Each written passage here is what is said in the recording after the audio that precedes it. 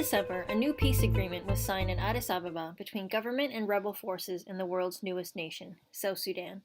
The conflict began in 2013 following a split between President Salva Kiir and his Vice President Riek Machar. Since the start of the conflict, 4 million South Sudanese have been forced to flee, about half of them remaining in the country as internally displaced persons. The UN estimates that 85% of the IDPs are women and children. What is going on in South Sudan?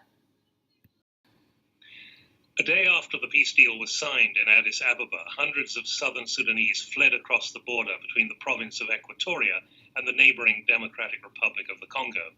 They are now in a refugee camp in a border town called Aba. They reported that they had been forced to hide for 4 days as government and rebel forces fought to gain the upper hand before any ceasefire could be announced. What has been happening to the people of Equatoria? Equatoria has long been considered South Sudan's most peaceful and prosperous region, but since July 2016, 1 million refugees from there have streamed into northern Uganda and now into the DRC.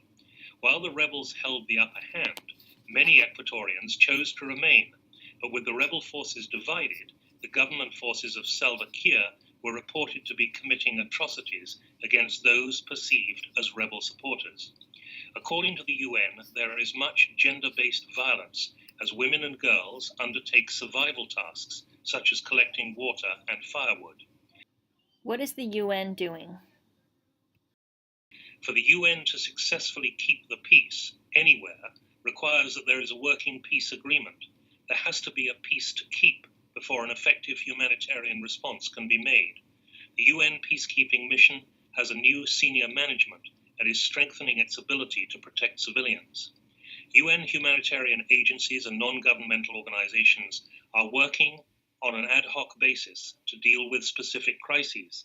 In the short term, the World Food Programme is responding to the urgent food needs, given the food insecurity. UNICEF is working to reunite children with their families.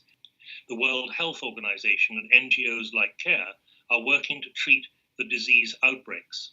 I would say that until there is a ceasefire and a working peace agreement, the humanitarian situation in South Sudan will remain very grim. There is no doubt that many potential donors are not yet ready to contribute until there is a sustainable peace.